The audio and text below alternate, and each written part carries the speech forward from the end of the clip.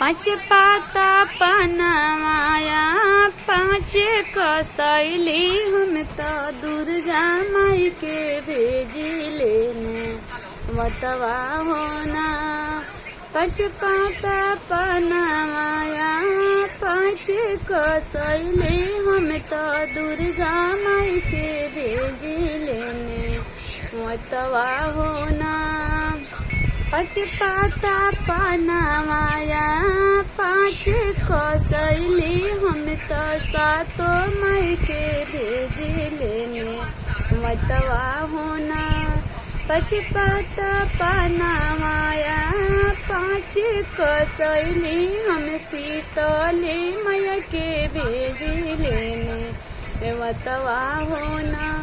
पाँच पाता पनामाया पाँच कसैली हम तो दुर्गा माई के भेजी लेने मतवा होना।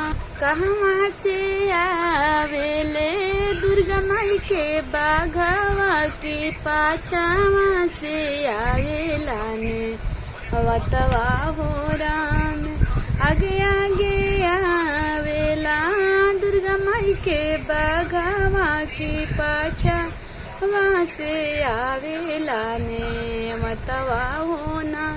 आगे आगे आवेला शीतली मैया के बाघवा की पाछा वहाँ से आवेला ने मतवा होना। आगे आगे आवेला भवानी मैया के बाघवा की पाछा वहाँ से आवेला ने मतवा हो राम। कहवा में बनब में कहवा में बनब में दुर्गा माई के बाघवा की कहवा में धरो बने मतवा हो राम।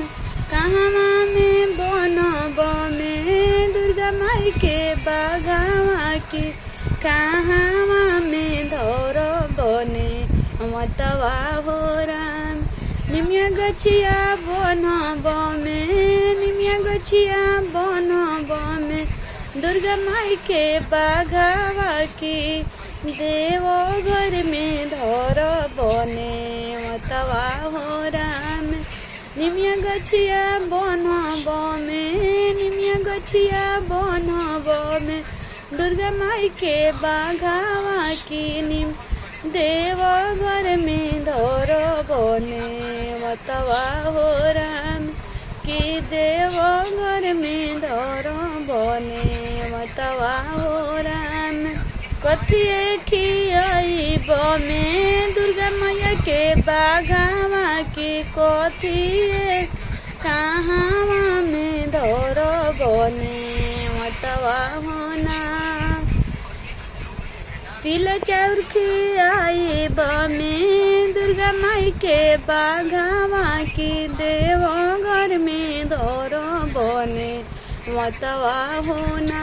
पाँच पाता पनामाया पाँच कसैली हम तो दुर्गा माई के भेजी लेने मतवा हो राम।